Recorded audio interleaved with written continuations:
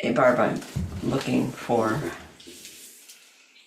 which worm caterpillar it is that we saw hanging down from the serviceberry. Just about done with what it's going to do. Index. Oh no, I don't want the mites, I want the host plants. There we go, host plants. And the link here. There we go. Mine's the cambium. Nope, this was working on the leaves. Working on the leaves, so Amelanchier here. Foliage. 220, 130. Oh, pear sawfly. I bet it's pear sawfly. Pear sawfly.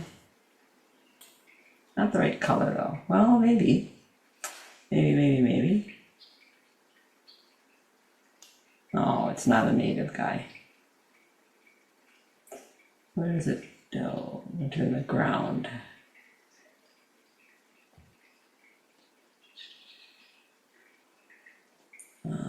Feed between the layers of leaf, yep.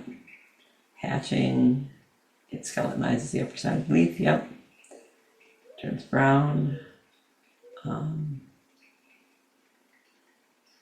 Yellow. I guess you could call it yellow orange. Okay, so pear, where'd it go? Called slugs. It's actually a sawfly, but they call them a slug, a pear sawfly. Who is here? Oh, what bunch of people are here now? Has anybody got any questions? I had one. I was just out walking the dogs and thought I need to figure out which caterpillar or other greebly it is that's chewing up the leaves on the Amelanchier, the serviceberry. Julie, Anne, boy, lots of people here. We got lots of questions during the week too. Steve is not here. He's been detained by the fish. My son and our grandson came out to help him take the boat out of the water, and suddenly the three of them are fishing, and I don't want to break that up. There's just so many times in your life you can fish with people. I'm probably, if Luann is here, no, I don't see Luann here now, but I'm probably going to go by Luann's house because something's going on with her river birch. And this is a river birch, just in case there's anyone here who also thinks that river birch are like the white birches. They're small trees. They are not small trees. 70 feet is not unusual at all. They can top 90 feet when they get going. So this river birch is dying back in the center. And often that's a sign of some problem at the base of the trunk. So I asked Luann if she could she's had an arborist fertilizing and pruning the dead out of the tree. Wondering why it's going on. I said, could you send me a picture of the base of the tree? And the base of the tree, it's a nice looking flares, aren't they? Look at that, all widespread to the side. But I do wonder whether there's something, this one doesn't go out quite as far, whether there's something wrapped around or this is in the way. So if anybody's over in Canton and is interested in looking at trees and doing some problem solving, diagnosing, these would be good ones for us to look at. Luann's not here, so we've already emailed back and forth about it a bit, and we'll see later on what happens. See, the river birch bark, as it gets older, becomes quite corky and gray. Only up further on the branches up here will it still be that cinnamon peely stuff on the younger wood. Barb. No, not Barb. Marilyn sent this in. Marilyn? Yeah, Marilyn Rice. She said, this clematis has been on this pole for 23 years. It's always been blue, and suddenly this year, look what it did. Is that cool or what? And here we were just talking about clematis. She said, what could it be? I can only guess. I've got two guesses. Anybody want to make a guess on what's going on here? Everybody's so quiet. Whoop, I'm backwards. There you go. So quiet. Guess number one. All of these large flowered clematis, and this is a large flowered clematis, one of the ones that blooms. Yeah, could be. Although Priscilla's guessing that the graft, that it came from below the graft and it's reverting, which is possible. Most most clematis are grafted in production. However, they're grafted to a rootstock below its first set of leaves, and at the production stage, and then we're told also it's planted deep so that the buds on the scion, on the clematis that we want, that's the top part of the graft, so that the buds that are on the branches that are leaves, once buried and attached to these other roots, have a chance to become their own roots. They call that a nurse root, so that the root that's put in there is a nurse root. And because it doesn't have that first pair of buds, it supposedly can't grow. So supposedly clematis can't come up from below a graft. However, all of these large flowered clematis that bloom in the summertime, start in early June or start in later June, are complex hybrids of at least 3 species, and likely many more species than that. They cross them back and forth, and they've done a lot with them over 400 years. It's possible that this clematis caught some pollen from some other clematis someplace nearby, and a seedling started in it, and it took it a few years, but now it's become a plant. And this can happen. There are all kinds of variations that come from clematis with the numbers of petals, the types of petals, the colors. So it could be that it's a seedling that came up in here, a child of this plus another clematis. You might be able to see that looks like the leaves are different too. It's also possible that it's sported. It doesn't happen all that often, but any woody plant can have a chimera. They can have cells that spontaneously mutate, and that's possible that happened, but I can only guess. What I would want to do if it was mine is mark those 2 branches. I think there's a third one back here. Mark those branches now, and in the fall when it's losing its leaves and nobody minds fussing with their clematis too much, I would trace those branches back and see whether they came from a branch of the blue clematis or whether they're coming from the ground. And if they're coming from the ground, I would try to separate it out and see if we can grow it as a separate clematis. But pretty cool, huh? I think that's a pretty nifty looking creature there.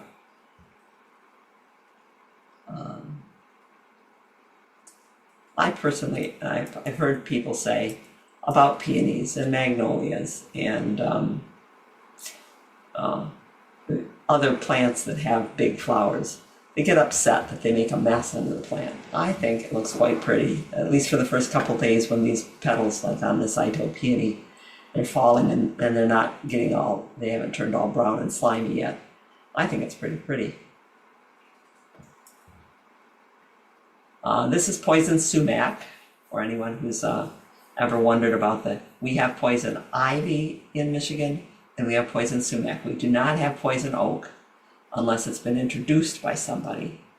Poison oak belongs on the Pacific Northwest and Tennessee down into the deep south, and doesn't generally occur here. But poison sumac occurs in wetlands. You can see these are right here are cattails. And I'm walking on the bridge. I looked over and said, "Oh, there's poison sumac." It has a leaf like the staghorn sumac, which is not closely related. It's related, but not closely related. And its flowers, it was hard to get a picture unless I wanted to get around to the back side of it and change where the light was. And I wasn't too interested in rubbing up against the poison sumac. It has these green-yellow flowers in clusters in the leaf axils this time of year. Those will turn into kind of waxy white berries later. Poison sumac only occurs in wetlands. It's just as bad as poison ivy. It is, however, something that people don't recognize as a toxic plant.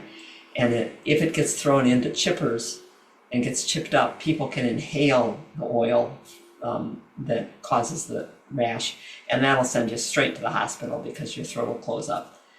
So if you have a wetland, I know there are some people that garden on wetlands. We used to think that was a terrible thing, and now we go, wow, how cool, you have a wetland to grow in. If you're in a wetland, you should learn to identify poison sumac. I have a question. Go for it then, Nancy. So since you brought up about the peonies, so I had a peony that got the big bud and was looking great, and it never opened, and I was wondering if that would be because of the heat. It could be because of the heat, or it could be secondary, or one step removed from the heat.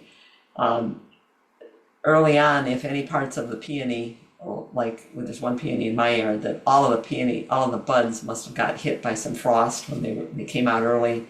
It got cold, it killed the buds, and they got infected with botrytis, so they're all brown and decaying now.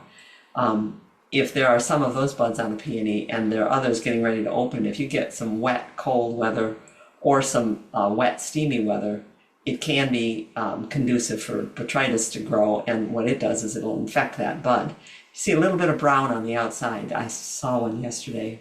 I forgot where we were yesterday, but on Wednesday we were at the library, and I meant to tell the person who deadheaded the peony that although that bud, which was smaller than a marshmallow but looked like it had showing color, it also had brown on it and had been infected, and it's probably never going to open. So that's probably what happened to those.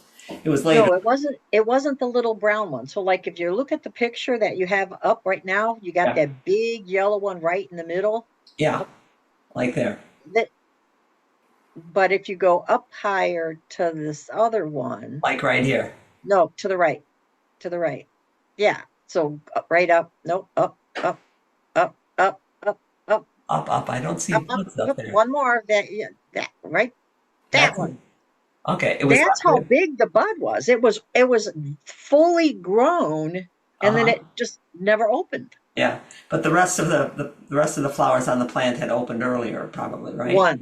One did, yeah. One flower. I know we love peonies that do that. Well, Yeah. it was a brand new peony, so there were only two flowers on it, and Oh, one had okay. already bloomed, and this other one was big like that, and then it never opened. Yeah, if it was my peony, just out of curiosity, I would take it and cut the bud in half, and I think you'd see that the base of the petals are infected. That I think there's fungus inside of it, especially the ones that wait around later. This one right here probably will never open. By the time it gets big enough to open, the conditions will be such that botrytis will be all over the place. Yeah, too bad. Brand new peony, and you could have seen two flowers on it, huh? And say it's 79th Free4All Friday, and you're all welcome to come. We celebrate growing all the time here in this house, and we're always cultivating problem solving. I've just walked in trying to find out what it is that's going on with our service buoy right now. It is June 12th. This is gardenaz.org. I'm Janet. Steve has got a smile even bigger than that, out fishing. How can there be different fish on a lake? Well, there can be different fish on a lake. He says, I got a smallmouth bass. Tell your friends about our website so that other people can find and maybe use the information that we put up there. We are putting up all of these videos. I forgot to edit the last Free4All Friday, which was from 2 weeks ago until yesterday. So it's just gotten put up, but we put them all up along with an index of where in each video you can find information. So they're kind of like articles now, and they're posted on the, if you go to the Fridays tab, you can look up any of these. And we've got a year of them now, more than a year of them, so you can go back and look at middle of June Fridays from last year and find topics that are appropriate to today, probably. Okay, and you can tell anybody who wants to come. They don't need a special invitation. The link is always there on the Fridays page. And still no questions. So quiet out there. Don't you just love these guys? This is Spigelia. Uh-oh. Priscilla, they've got a common name probably. I've heard a common name, but I can't think what it is right now. Half shade is good for them. They'll grow in the deep shade, but they won't get as many flowers on them as this. But they do flower for a long time through the summer, which is nice to have. What the heck is the other name for them? Aren't they pretty critters? You want to put that kind of stuff in your garden, right? Butterflies, we've been real scattered this week, working on all kinds of different things and also running around chasing butterflies. Our orange milkweed, this is Asclepias tuberosa, the orange flowered milkweed relative that is not the primary milkweed that monarch butterflies live on, but they do host on it. There's a monarch there in its third instar chomping away on this one. I almost didn't see him when I was walking through and unfortunately crushing some things. to try to find my way through the garden, but there he was. The monarchs are out. I think they're beautiful. And this guy, this is a pearl crescent, was nectaring on the clover in our lawn. I had to do a little chasing on this one, and I'm not sure we're going to be able to host this one in our yard because the plants that it needs need more moisture than we have. But it's only about as big as 2 thumbnails. Just a little tiny guy, but bright as all get out and very cheerful to chase around. And this one, I could not get a picture of it. I chased all over the yard. This is a Baltimore checker spot. And like the red admiral, they're a very flighty butterfly. They'll land here and then take right off and head over there, fold their wings up, open them up only for a minute, and go someplace else. Over 30 years ago, I started growing turtlehead in our garden specifically to try to get the Baltimore checker spot into the garden. I succeeded in getting it into a couple of clients' gardens, but never saw it in our yard. And day before yesterday, found it in our yard. And we've got lots of turtlehead for it to live on. It is a 1-generation butterfly. So it's going to lay eggs just once now. Down south, it laid them 3 weeks ago. It's going to lay 100 to 700 eggs together in a cluster. They start out kind of green-yellow and turn orangey as they're getting ready to hatch.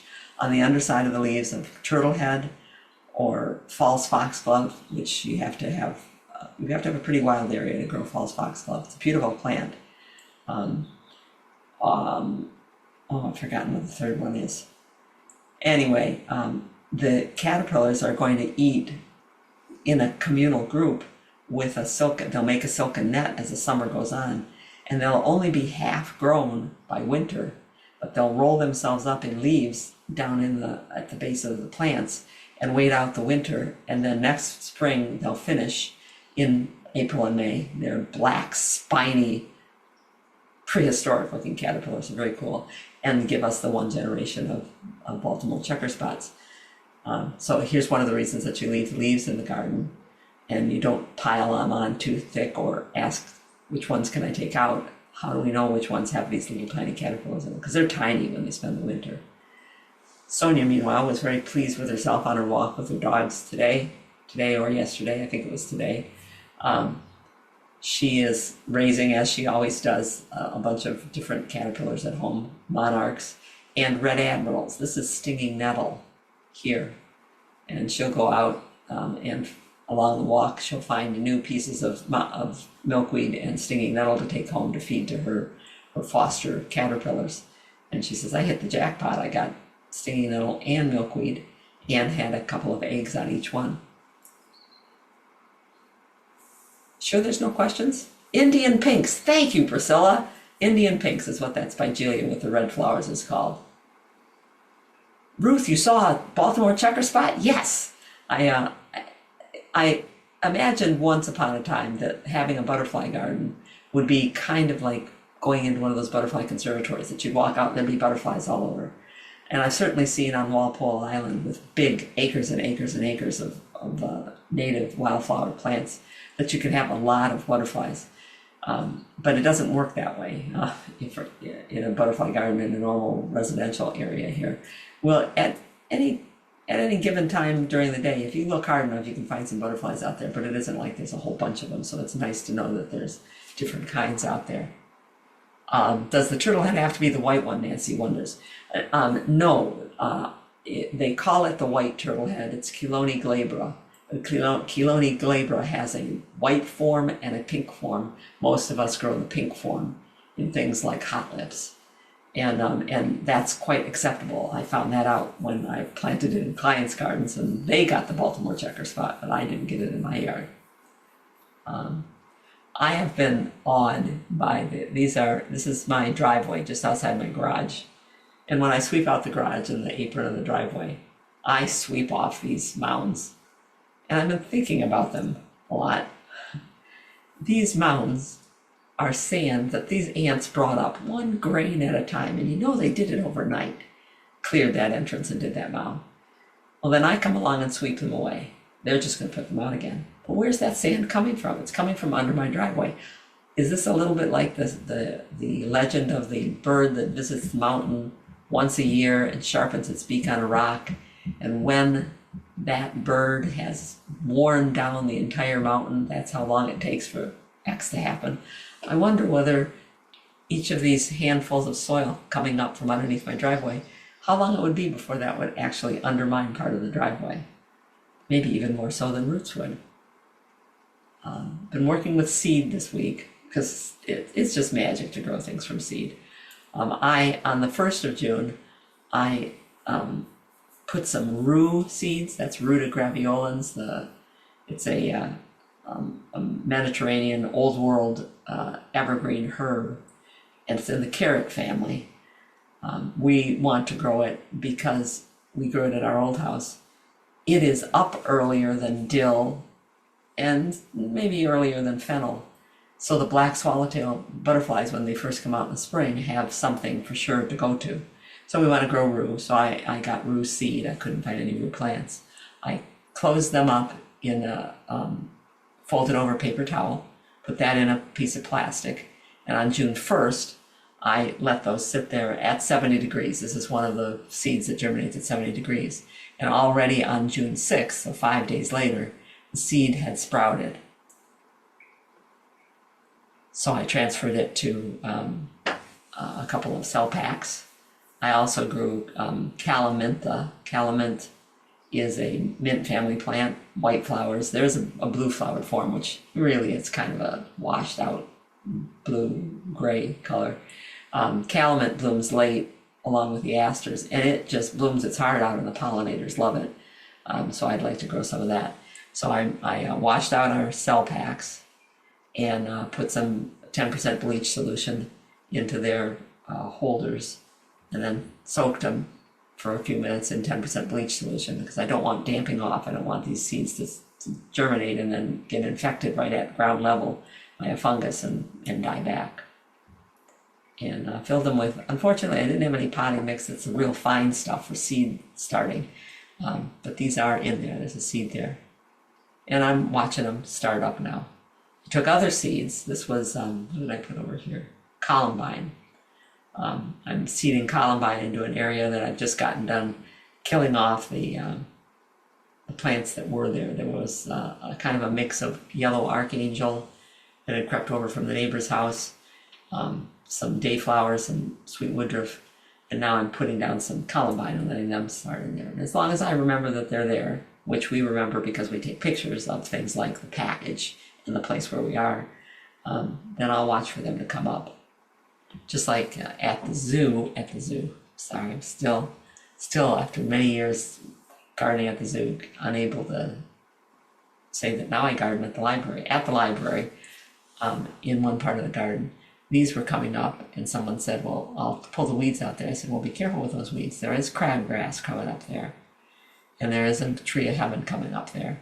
But these are cleome, and we had cleome there last year. We had the cleome that was the purple short kind.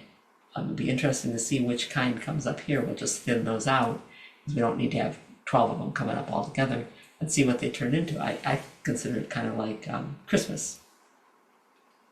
We have a number of things that seed themselves around. This is Nigella levenamist. I just can't knock blue flowers for being entertaining. I had hoped that it might have some, since it's in the carrot family, that it might have some attraction to the swallowtail butterflies, but it doesn't. But it seeds itself all around, and maybe a little too much. Maybe, not maybe, really it does. Yeah. Oh, and then in this area here, in among the upper medium, I'm seeing whether or not I seeded some hardy cyclamen in there. They're going to need the seed to be over the winter time in there before it germinates, so it might not be until next year that I see anything coming. But I'd like to see if I can get something coming for later in the year as the epimedium here fills in between the new patch that I moved out and the existing patch. And look, ta-da!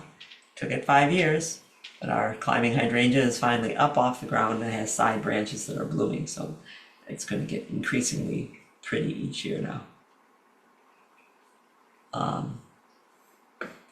A stilby in morning sun. Well, it was pretty hot it's Nancy was saying that our Stilby, which is in morning sun, is burning, and she thought they'd be okay there. It's been really hot and muggy. I've been out. I go out and work at 6 o'clock, and by 8 o'clock, when the sun hits my back, I want to finish up. So they're probably feeling the heat. I have no great luck with the Stilby in most gardens. In a garden in Birmingham, Bloomfield Hills, there's some very rich clay loam in parts of Birmingham, Bloomfield Hills. And this particular property not only had a lot of that rich soil, but was nearly at the bottom of the drainage for the neighborhood. So water seeped down to that all the time. And Astilbe and Ligularia both did really great there. But if you can't keep them constantly moist, they're going to be trouble. Now you can grow the Astilbe chinensis. It's a different species, lower, shorter plant, later blooming, more limited colors, white or lavendery pink color.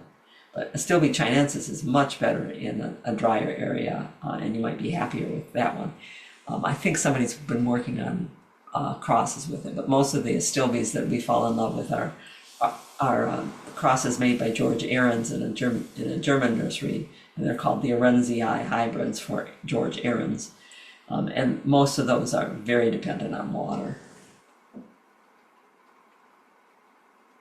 Of your mom's garden on the side of the house in Livonia, is that with things coming up all over the place, Michelle?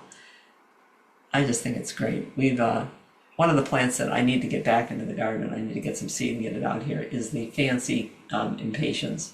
Impatiens balsamina? Yes, Impatiens balsamina is variable colored. The flowers are against the stem. The stem stands up straight, and the flowers are against the stem, and the leaves are kind of big, so they're not nearly as showy as the Impatiens sultana that most people grow. But they're so reliable for coming back from seed, and kids love them because they make that seed pod that pops open. If you hold it in your hand, it pops open. I hope I didn't miss too much. Diane wants to know if I left the columbine seeds on top of the mulch. Yes. That mulch is already old. It's already a year old and already has seeds germinating in it that are what we would call weed seeds. So there's no reason that the columbine seed won't start too. I could scrape it aside, and I do that sometimes as a signal that that's where I put some seeds.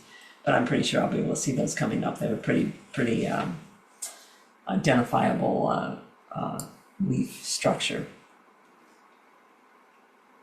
Okay.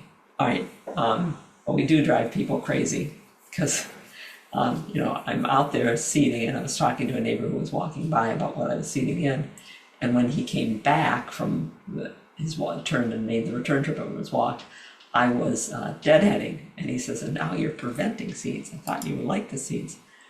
These are sea kale, Crambe marittima, big blue leaves, and it's bloomed white, fragrant, and it's finishing up now. Those are all seed pods forming on there. And sea kale has a root that puts a dandelion to shame. I really don't want 10,000 seedlings with hard to pull roots growing up in there. So we'll deadhead that to make it look nicer more quickly, and also to keep the seeds out. And that's what's left. This one's not so visible as this plant, but these are all new leaves already coming up. They're old leaves that were already beginning to yellow out, so we not only took out the flower stalks all the way down to the crown of the plant, but took out some of the old leaves, and in a week's time, that will be big and blue and beautiful again. We also cut back the colchicum, that's fall blooming crocus over there, and we've chopped them back. If we get some annuals, they'll go in there in between them. And some brodii. Trittlea, brodii. There's probably another name for this one too, but that's going to bloom blue in 2 weeks, 3 weeks. It's a nice bulb. I think a couple weeks ago, I told you about our lupin that we've let spread into the new garden we did for the neighbors. Our garden is technically from the pole over this way, and this one we made for the neighbor. But we let our lupin spread in there, and we thinned out the seedlings. And we'll keep most of the blues and the purples, so that's what they belong. We won't keep the pinks. But that was 2 weeks ago, a little more than 2 weeks ago, and they were all over the place, and they are all over the place, but now this is how it looked this morning. And I apologize for the lighting, but it's all you can do early in the morning. But it's seed pods all over the place. There's still some flowers, but seed pods all over. So I'm going to take those and I'm going to deadhead them because we don't need 1,000 of them, and it will look much neater when they're not there. So these seeds could develop, and like most biennials, we're told that with biennial lupin, you should let it go to seed because that gives you your plants for next year. And that's true, but you don't need 4,000 from each plant. You just need a few of them to go to seed. And the flowers that you leave on, these later developing ones, are just as capable of making seeds and dropping them off as it is. In this area, all throughout this area, there are, can I see any of them here? Yeah, there's one right here. There are seedling lupins already there, seed that's been in this area because we've been gardening with lupins there for a while. It's already germinated. It's going to grow up and be good size by fall, and it will be the plant that blooms next year. So once you get started with biennials and get the seed going in an area, it's pretty reliable as long as you let the seedlings grow. So on some of them, I take the stem all the way off. See the discoloration on this stem? That's gotten some botrytis on it. There's lots of different botrytises out there. And no sense leaving it there. It's not going to be a vigorous growing thing. So I've cut that all the way down to the ground and taken it right out. Others, this is the seed pod, I'll take back to a side branch. As long as the side branch, there's the side branch, has seed pods on it already, I'll take it back to one that doesn't have seed pods on it. Same thing with this one. I'll take it all the way back to maybe here. And I just walk through cutting and throwing them out of the garden. So that one can be cut to right there, and it's going to bloom again. This one, because it has bloomed from this side shoot already, should be cut back to the next side shoot and let that develop a new flower stalk. So we went from the Deutzia surrounded with blues and purples to the Deutzia surrounded by leaves. And now the spiderwort is taking over, and other plants like the milkweeds and daylilies are getting ready to entertain in that area. Let's see. All right. I missed some things going by because I'm watching the chat myself here. Oh, Michelle went to the Dow Garden and the canopy walk. It is pretty cool, isn't it? My one quarrel with the canopy walk at Dow Garden is that you have to get on and off of it at very limited places. It just would be nicer to have more access to it from more places, but it is a great walk. A little scary with the acrylic floor where you can see straight through underneath you at some points. Okay, and Diane, I hope you heard me talking about the white turtle. It does not have to be the white form of the turtle head. It can be the pink form. What is the freedom tree? I probably said something about the freedom tree, or I said something that sounded like freedom tree, but I don't know what it was. Does anybody want to help us out here? Susan's asking, what's the freedom tree? Freedom tree, freedom tree. Now, when I listen to this to edit it, I'll probably hear where that is, and I can call you, Susan, and tell you what it is. Thanks, Ruth. The monkshood has a blackish root and doesn't grow well. There's a fungus and a bacteria that infect monkshood and delphinium. It's called blackleg, that's the bacteria, and it's called crown. I don't think it's called crown rot. It's called crown something else. But especially where it's hot and muggy, wet and hot in the summertime, those are real prone to it. If you dig the plant up, cut out all the parts that have soft or discolored tissue on the crown, and on the monkshood you'll have tubers. Just keep the good ones, wash them for a couple of minutes in a 10% bleach solution, and plant them where you haven't had monkshood before. You won't have that happening. But I think crown rot is a perplexing thing to gardeners. I know Diane and I were texting about it this week as a possibility of what's going on with her wine cups. If the crown is damaged in the wintertime, and crowns can get damaged by things like cold coming in too fast or the ground freezing and thawing, physical damage, hooves hitting them. But if the crown gets damaged over the wintertime, the fungal spores that are in the soil are there and will congregate in the little depressions that form in bad tissue, but they won't necessarily multiply until the temperature hits a certain point, just like some seeds don't germinate till it hits a certain point. So you'll get plants that'll sprout up in the spring. Baby's breath will do it. Balloon flower will do it. They'll sprout up in the spring, and then the stems will crumple up and die back, and that's because they started growing, but at the same time they started growing, the crown started rotting. You can tell if that's the problem by digging the plant up and taking a look at it. You can't do the plant any more harm than it's already got it if it's got that problem there. Let's see. A metal sign. Oh, it's a large type. Well, I'm going to go backwards because that's going to make me curious here. Freedom tree, freedom tree. This garden at the Waterford Library, a family, and it probably says, we'll hear Cobell family, funded the building of the garden or something early on, bought this rock and the plaque in order to make that a commemoration of prisoners of war and missing, those that are missing in action. And they will decorate that every 4th of July. We try to keep it looking nice for them. So that's what the freedom tree is. And the freedom tree is this Coosa dogwood, but it used to be a different Coosa dogwood. When they built the bed, though, they raised the bed against the Coosa's trunk, and the Coosa struggled terribly, so we planted a little bitty Coosa next to it. And when it got big enough, we cut the other one down. So we have a second generation freedom tree going on there. Okay. All right, someone asked us, sent an email, because I was talking about a particular weed, and they said that the roots look like a star-nosed moles. And she said, what's a star-nosed mole? I don't have my own pictures of a star-nosed mole. This is a star-nosed mole. These are the deeper dwelling moles. And they're probably in your yard somewhere. We just don't see them. But they have these weird lips. They don't see much anything at all, but they can feel incredibly well with these things. And I likened these roots. They're soft and thick and clustered like that on the false helleborrhea. I said it reminds me of a star-nosed mole's nose. So that's what I was talking about.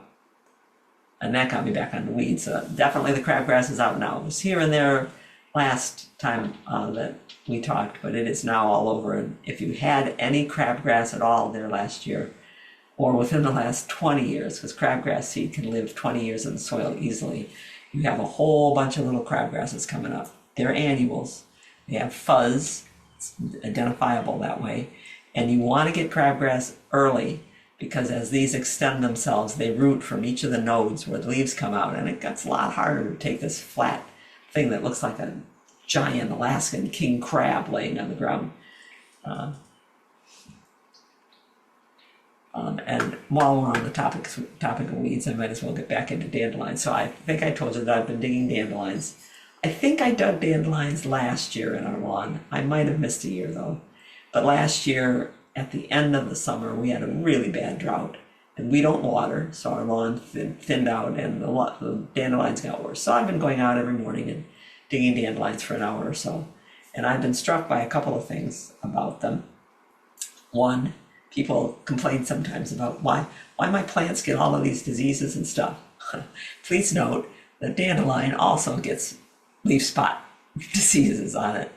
There are just as many factors working against them as any of our good plants. But I got to looking at where I've mostly been working. Most of the dandelions are here. This is in the root zone of a white pine that you can't see right off of here.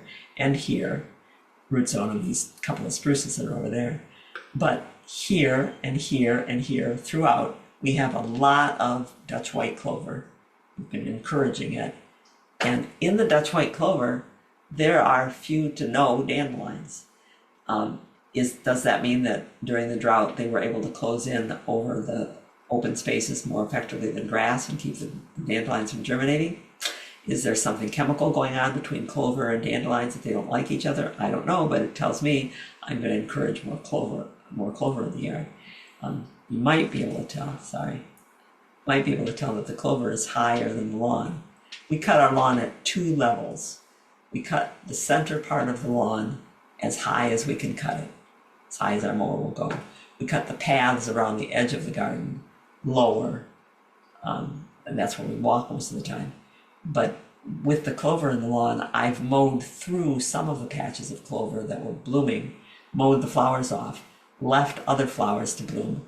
Now when I mow tomorrow, I'll mow over some of these bunches that I left blooming, because the woodchuck comes and eats them, and I'd rather they ate those, and the rabbit comes to eat them, and the bees come to them. So I'd rather have the clover out there.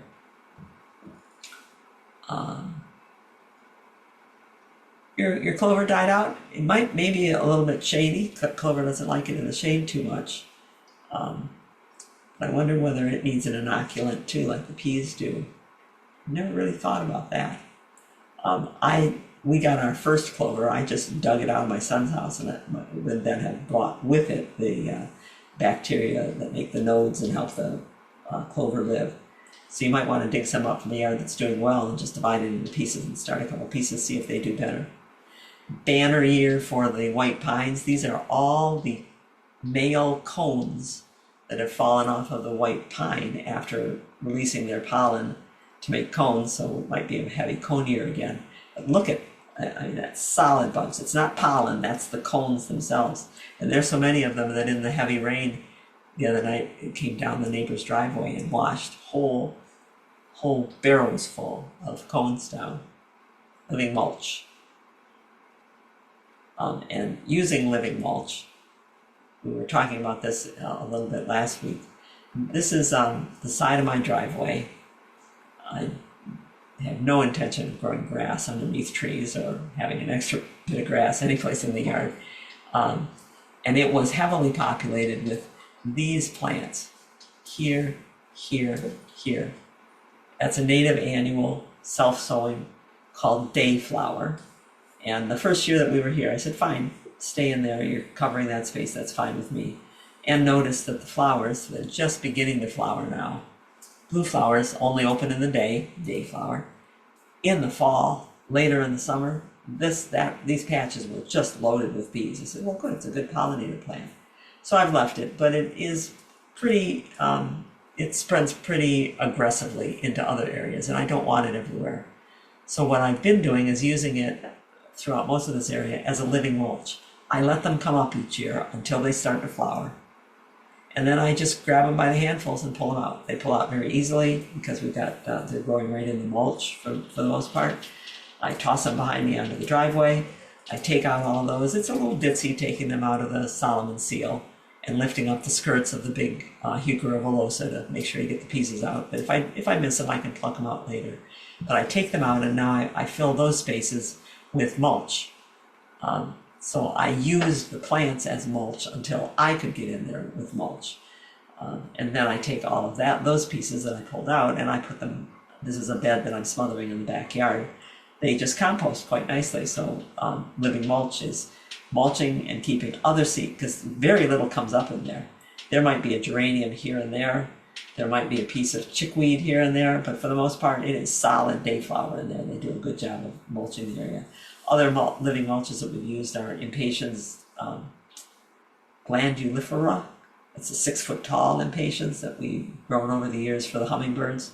It also comes up thick as can be. The Nigella does a good job. The Lebanonist does a good job of crowding other things out too. Which clover is the good kind, Nancy says? Well, this is Dutch white clover. It's European, it's not necessarily just Dutch.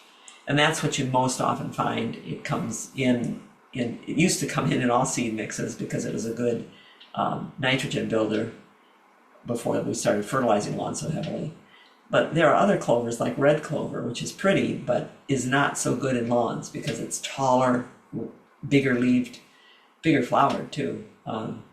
Are there other clovers? There's sweet clover, which is tall and grown with hay, very tall and grown with hay. It's an upright flower with little white flowers along a spike stalk. So there are other clovers, but the good clover, if you want to call it, the one to go into grass, would be Dutch white clover. Oh, and we haven't had bunnies the last couple of years. The coyotes and the foxes are pretty rough on them, but this guy comes and eats clover, or goes underneath the bird feeder here and is eating. Doesn't seem to mind me standing at the door. I can't get close enough to get a good picture of him, but he is a big bunny. Steve called him a little bunny the other day. I said, yeah, there's one big bunny out there. I wouldn't call it little. He ate all the leaves off of one of the Asclepias tuberosus, the orange milkweed. And I stood out there and talked to him a little bit. I told him, you're not supposed to like to eat milkweed, but then can't tell a rabbit what it really wants to eat. Is Nancy here today? It's a different Nancy, sorry Nancy. Not Nancy G. No, well, we'll go ahead anyway because we've been talking about it. I started talking about this a couple weeks ago because Nancy had sent me a picture of her oak and she said, is this okay? It started to leaf out and it's just stopped. It's called an arrested growth, and that's serious. It can be serious trouble. Arrested growth often means that there's a girdling, an end of life girdle going on. The tree is going to leaf out and then die back. But it could just be over anxious, as it turns out. Come on, switch. So other trees were leafing out. You can see the one in the background here leafing out in her new neighborhood with all these new trees. This is a turkey oak. And she said it started to leaf out. See it pushing leaves out? She said, but then it just kind of stopped. I said, give it a week. If it doesn't start growing back in, then something's going on. We did what we could for it 2 years. 2 years ago, we excavated the base where it had been planted way too deep and found several girdling roots and took them out. And it did much better last year. And she babied it, giving it, I told her which fertilizer to get. There is a liquid fertilizer in a green labeled brown bottle.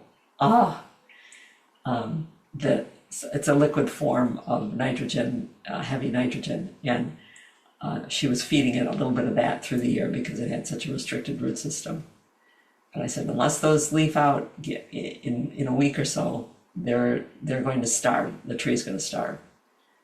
This is what it looked like last year. It was pale, and we had rescued it. You might be able to see there's a cone around the bottom where we had to go down deep into the ground to get it cleared. But she said it looked like it was doing so well last year. I said, I thought it was doing well. Well, here's what it looks like now. It did finish leafing out, and yes, it's more open. But can you see that it's live right to the tips and it's extending itself now? What it was doing before was growing and dying, and lots of small branches were accumulating off of each bigger branch. Now it's actually stretching itself out and growing like an oak should grow, but it is still pale. I said, ironite is the liquid form that I told her to use. So I said, keep using some ironite on it. Give it a little help until its roots get spread out a lot further because it's not got enough ground to pull nutrient from. At the same time, Ruth, and you're here, you sent these in. I wondered, she said, this is a sprout of an oak. She said, I pulled it out and took it out because it was chlorotic. Was it a shoot off of a bigger tree, or was this a seedling by itself? Because this is severe chlorosis, and that can come from a number of things. It can be from a restricted root. It can be from herbicide damage. It can sometimes be just the genetic propensity of the plant, but it would depend. Rest of the type too small to read. Okay, thanks. Ruth. So I'm looking to you, Ruth, to say, was it a piece off of another tree? Marcia saw the rabbit. Yeah, it was a seedling from a seed. I think it might have been one that it volunteered itself in a spot that it's going to have to go anyway. So it may have been broken off and grown back. And then that's what it looked like. Yeah. And with something like this, you'd have to watch it to see whether the new leaves next year did this same thing, because it can be a one-time occurrence that while the leaves were forming, there just wasn't enough nutrient to go around. So the nutrient made it up into the leaf, but as it spread out between the cells of the leaf, there wasn't enough to go around. The damage on here, though, the little brown spots, looks just like shot hole damage to me. Shot They're hole, not, there aren't shot holes actual holes that go all the way through? um, they become holes that go all the way through. Oh, See, okay. see right here? Yeah. They're damaged cells in a plant, and it often is associated with herbicide runoff through a bed in the spring as maples and oaks especially are leafing out, and it will damage cells which will turn dark, and then that tissue dies and falls out, which is why they call it shot hole damage. So that's what it looks like to me. It doesn't look like any of the fungal problems. Fungal problems often have a halo around them or a particular pattern that they form. Oh, okay, that's good to know. But even in nature, seedlings can girdle themselves. The first root can come out and run into something and bend over sideways, and then there's not enough capacity for that root to pull up enough water and nutrients to feed I the. kind of think it was something like that. Yeah, That because when I pulled it out, it sort of broke off. I think maybe it was damaged at the. damage before. Yeah, I feel so bad for them. Like, we can't let every tree grow, but it's the ones that make it up to the top, and you can tell what they are. It's hard to say. I'm sorry, I have to take you out of here. Maryland cut her 9-bark all the way back to the ground and this is her 9-bark in her garden at Tollgate, and I'd like to take a look at it. She said when it came back, it's all floppy. That can happen for a couple of reasons that I can think of. One is if the weather is particularly cold as it comes up, it starts out warm and the tissues extend themselves, and then it gets cold and they lay down, and that could be what's going on here. And now the wood is going to form at crooked like that. It can also happen. If you look at what dandelions do when people put 2,4-D herbicide on them, how the stems distort and become deformed. This could be something that was in the soil that this 9-bark imbibed, and it caused a problem. But what do you do about it?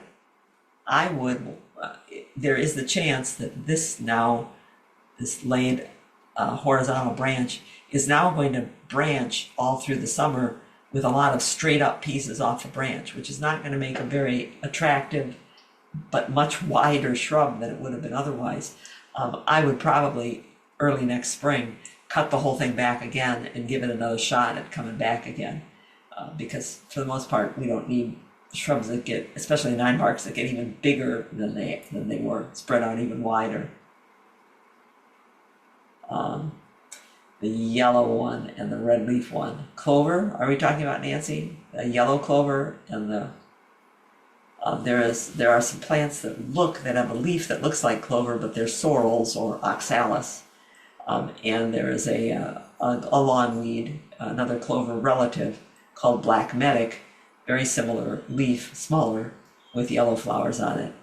But the oxalis is not a clover, and I'm not sure what else that might be. Well, the yellow one they look like the clovers where they say, oh, look for a 4-leaf clover. And then there's yellow flowers, and those are usually in my flower beds. And then the red one, the red leaf one, it's like it's crawling along the ground.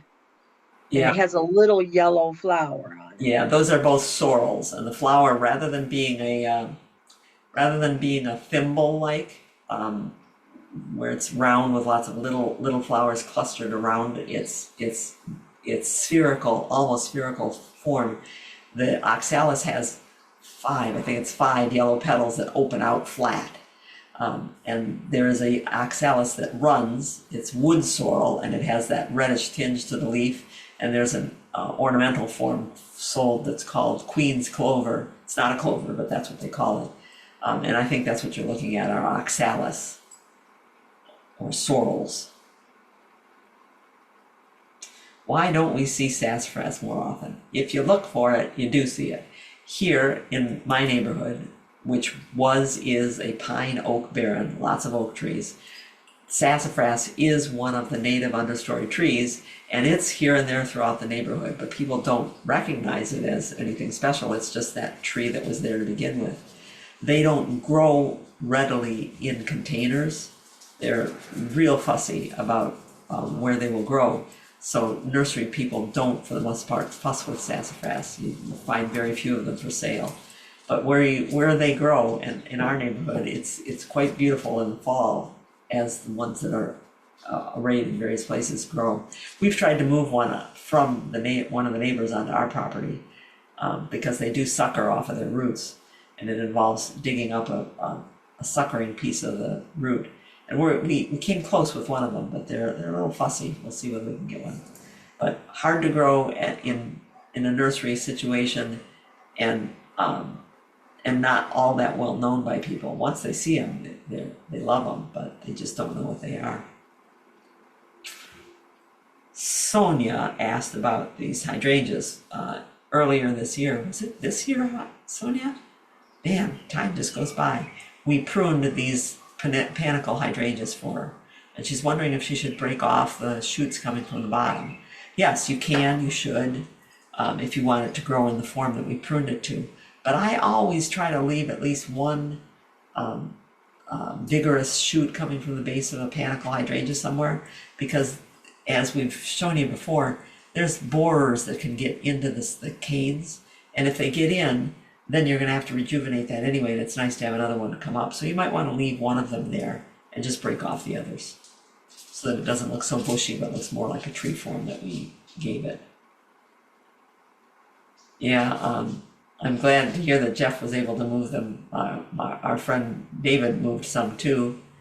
And we did succeed in moving one at a client's house, but we haven't yet managed to get one here.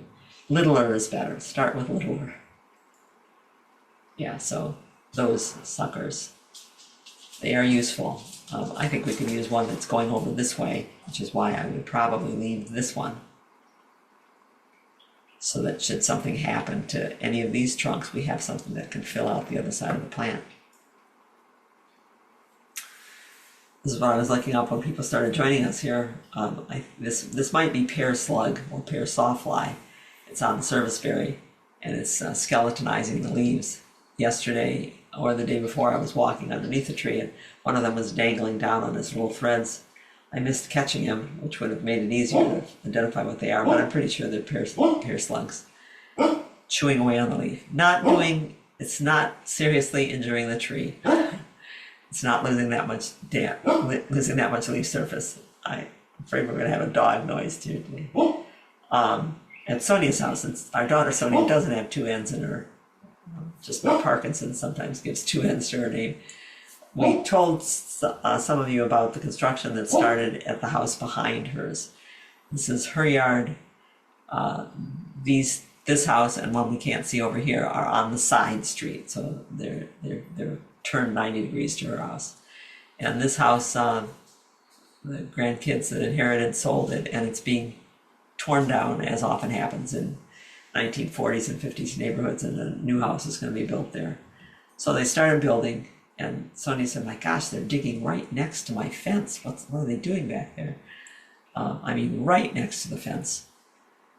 They're pulling out soil here, and as it turns out, when Sonia and Cam checked at the city offices to see what the permit said was going on here, the house that's going in, they're changing the grade so that the house can be a walkout, so there can be more living space, basement walk outside. Eventually, this area right along the fence went down almost 4 feet. Sonia says it's hard to see, and you can't get past them right now to get out back there to see it, but it's damaging the roots of her cherry tree that's right on the corner there. And she would like to get over there to cut those roots clean rather than to leave them damaged and straggly like that. So she talked to the city forester about what can we do, it's damaging my tree. And in her city anyway, the city isn't going to intervene with trees on lot line problems unless it's a 30-inch diameter trunk or bigger. And although her cherry tree is pretty big, it's probably only 11, 12-inch diameter trunk at this point. So the forester couldn't help her, but they did a little bit more looking to see what was going on, and I would encourage other people to do the same thing. As it turns out, the demolition permit was allowed for this lot. So demolition was okay. The construction permit the plan that was submitted and needed to get a permit to build the new house was refused. So they should not be doing this yet. And the city can stop them, but now comes the problem of what do you do with a yard that's already been dug up. I think we should take from it the lesson that it pays to check into things and see what you can find out about what's going on next door. Okay. I think Judith is, your microphone's on. Judith, do you have a question? You want to add? Sorry. I'm sorry, I just got home and I didn't realize that. I actually do. I have I started basil that was not Rutgers basil earlier this year, and it's out, and it looks as if it has a very nasty case of mildew. But the new growth is mildew-free so far. Is there anything that I can do for it, or do I just have to make it a total loss? Well, if the plant will have enough leaf surface left after you do this, you can cut off all the mildewed leaves, any of the badly mildewed stems. Spray the whole thing with some vinegar or some baking soda and water to help slow down the growth of the fungus, and let it grow. Once it gets growing and has more leaf surface, it may very well be able to produce enough internal toxins to fight off the mildew itself. It's worth a try.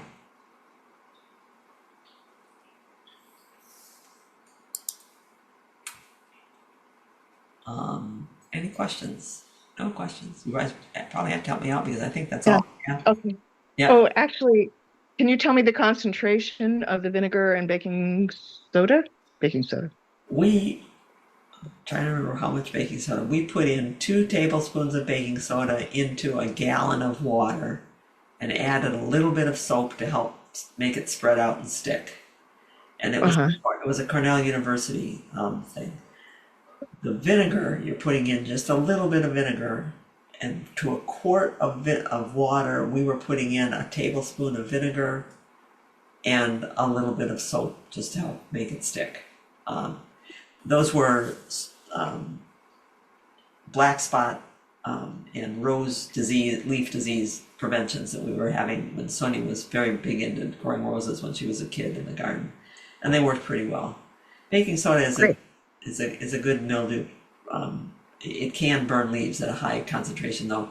I'm kind of laughing because I remember the Cornell bulletin that came out after they'd done some testing to see whether baking soda could be an effective mildew control.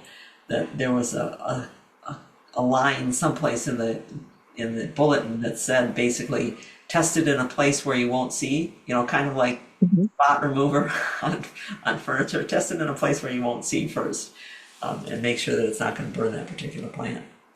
Okay, thank you. So it sounds as if you do either baking soda or vinegar? Yeah. I'd go with the baking soda first because vinegar, especially when it's hot and real sunny, vinegar can be a tough thing for some plants to handle too. So I'd do the baking soda first. And let's see, someone's wondering about the black medic weed with the tiny yellow flowers, and looks like, but not a clover. It's related to clover, black medic. It is in the pea family with clover. Does it have any redeeming traits? Yes, it's in the pea family. It can assimilate the bacteria that are in the soil that can take nitrogen right from the air and turn it into something that a plant can use. But looking for pollinators on it. We have not noticed pollinators on it. Something must pollinate it. And I'll probably have to stand around and see. Could be ants for all we know. Does it monopolize the front lawn for other people? Yeah, black medic is a low growing. I should probably go and get some. I can just grab some right out the front door and show you. But it grows real low, so it's underneath the mower. You have to pull it out separately. It does root from all the places where its stems touch the ground, so it can be a pistol to take care of.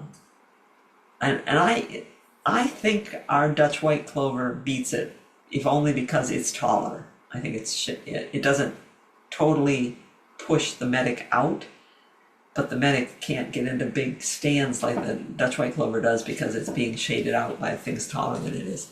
I have a plant here. This is narrow-leafed plantain. in our lawn, which is full of all kinds of things, we have broadleaf plantain. It has leaves that look like hosta, but they're quite broad. This is the species that has the narrow leaves, and I have it because the Baltimore checker spot butterfly that I started out telling you about earlier today has been verified. It has been verified that it can switch from its native host plants to narrow leaf plantain.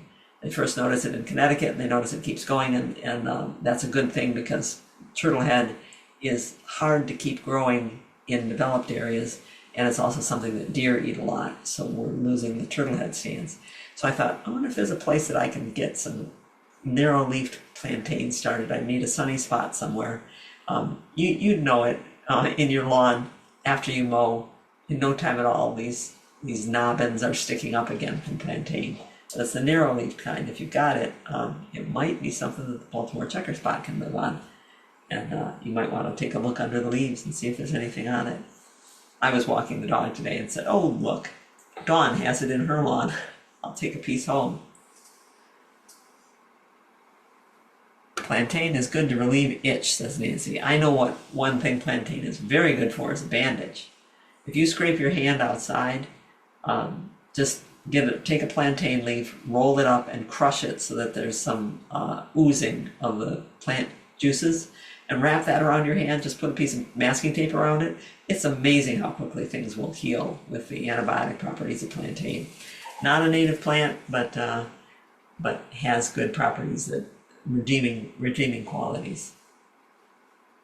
And I could see it relieving itch.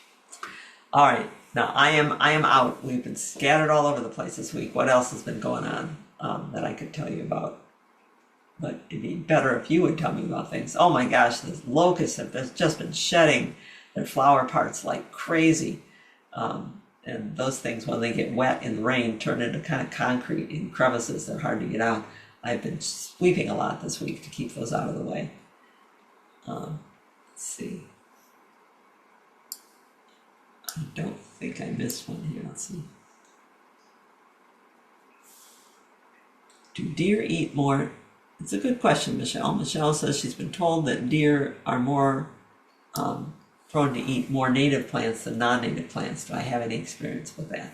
I don't have any direct experience with that because for the most part, I've been trying to keep deer from eating gardens, and those gardens were full of hostas and daylilies. But I know they eat trilliums. They like trilliums a lot. I know they eat lindera. I've seen them in more than one place. I thought a fragrant leaf like lindera they wouldn't eat, but sure enough they do.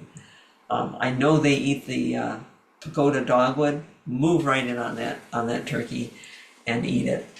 And it makes sense that the native plants would be the things that go the furthest back in their whatever memory they have and whatever their taste buds have adjusted to.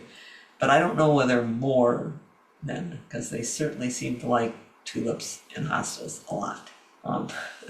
And yews would be native to them, but only the Canada yew, and that would only be the northern population of deer. They've moved in on all of the yews that we've brought in there.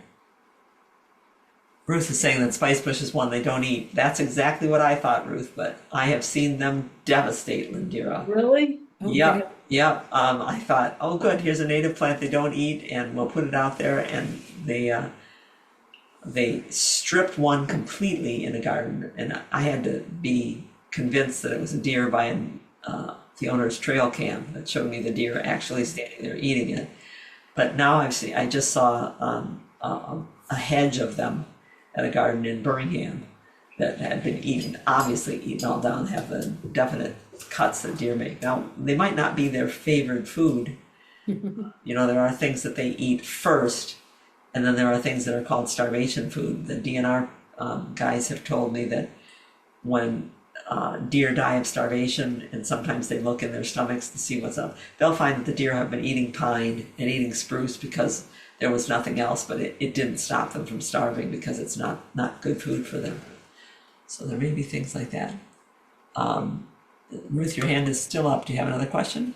I probably need to take a picture of it, but serviceberry that was under the ash tree is so misshapen from being shaded on one side, and I'm wondering if there's any pruning or anything I can do to help it be a little better shape. I'll take a picture though. You could do pruning of the other trees. I mean, really, when it comes down to when a tree is misshapen by neighboring shade, the only thing that really will help it is to take off some of that shade. You can't convince it to grow into the dark. Well, no, I did. That was the ash tree that we cut a lot off of. Oh, So it that's does good. have a little more light. It's still not got all the light, but Well, you may be able to cut back a couple of branches to see whether or not you can get shoots to develop on that side that's most bare then. But you needed to take out the ash shade first. So good move. Why don't they just eat grass? Michelle wonders about deer. Probably doesn't offer enough, and most of the grasses, we are busy, and you have to go lie down. No, this is our 14-year-old who has unfortunately learned that if she stands there and woofs at me, I'm going to make up something for her. I'm going to say, do you want to go out? Do you want something to eat? You need to just lie down. You need to lie down. Yeah. But I don't think there's enough in grass to keep them going. They have stomachs that are different than cows, and they can't process some of the same kinds of food. Plus, a lot of the grasses that we're growing, which are everywhere, they're not native. Kentucky bluegrass is not from Kentucky, nor is the blue fescue, the shady fescues that we grow in the grass. Most of them are grasses that were brought from elsewhere back when they were developing what kind of grass can we grow to make good golf courses and lawns in this continent, because up until then they only had things that worked in Ireland and Scotland and England, and now they had to come up with some of this, so they're not native plants. But I know they do graze in the grass. I'm not sure all what they're eating, but you do see them along the side of the road where there's no bushes or trees, and their heads are down and they're doing something. Susan wants to know about the strong points of nativars. Never thought about strong points. Nativars would be native species plants that have been cultivated. A particular characteristic has been identified, and that plant propagated by seed or cuttings or grafting in order to keep going that feature that we saw and we liked. And it wouldn't necessarily occur in all of that species, but it does in one. We call them nativars for native varieties. I don't know that they have all that many strong points. I know there are some weak points, and I think about them a lot. Nativar, for instance, being Goldstern Black-Eyed Susan. We took our Black-Eyed Susan, the one with the fuzzy leaves on it, and it's a biennial. It was crossed with another Black-Eyed Susan, another Rebeckia, and all these Rebeckias are North American. But the cross was done in Austria, I think they called that Bavaria at the time, by a genius of a man. You've heard of Karl Forster reedgrass. Karl Forster was a grower, a breeder, and he did something. He didn't write it down, didn't share it with anybody else. We don't know which Rebeckias he crossed with which ones to get Goldstern, but great plant. Dark leaves, long bloom period, many flowers. People grabbed onto it when it showed up in the New American Garden in the 1970s, and everybody was growing that plant across the country. Millions of Black-Eyed Susan Goldsterns were put in, and sometime between 70 and early 90s, it became apparent that that plant, that was otherwise a great plant, was very susceptible to septoria leaf spot. And that septoria leaf spot was being carried all throughout the country. Think about it, every parking lot in America had the New American Garden planted in it. Sedum Autumn Joy, Goldstern Black-Eyed Susan, a Karl Forster reedgrass, a miscanthus, and all you had to do was be a truck that was delivering to someplace in Grand Rapids, and then driving off and delivering to someplace in Chicago, and it would drive across and get the spores of septoria leaf spot from Black-Eyed Susan in this parking lot and carry them to the next parking lot. It just swept the country. So they've been, the breeders have been working on new black-eyed Susans to take the place of that one. So one drawback that I see with nativars is that we overdo them. Hot Lips, Turtlehead is one of them. Hot Lips is supposedly a darker pink color. I think soil condition can change that, but it's supposed to be a darker pink color. A lot of people are growing it, and they're not growing the natives, which have other variations in them that should be continued. Okay, let's move on to something more fun. Judith says her yard is mostly clover. Yep, and rabbits do like it. And then they go to her roses, the spiderwort, the viola. Worst year yet. Yeah, sometimes you have to just start thinning the herd of rabbits. We had a lot of them 7 years ago in the neighborhood, and then suddenly there weren't any, and we think it had to do with the coyotes because we were seeing more coyotes then. Now we've got at least 2 back again that we've seen, and maybe the numbers will go back up again for a while. Are a lot of native plants too big for the average garden? Yeah. So there might be cultivars that are smaller. Well, there are certainly native plants that are bigger, native prairie plants that are bigger, because we're a part of the world that's the tall grass prairie, where things get taller year by year. But there certainly are short native plants too. And yeah, the nativars may or may not be good for the insects. We really don't know. I know Doug, nature's last choice. People who are looking into this are of a mind that some of the purple leaf plants, for instance, the purple penstemon variety of penstemon that we grow out here, that the insects might not know what to do with a purple leaf as opposed to a green leaf. And reading, as I am right now, in a book called An Immense World for our book club this month, I'm seeing that animals see in different ranges of color, and purple leaves may not even look like leaves to them. So yes, those things can be different.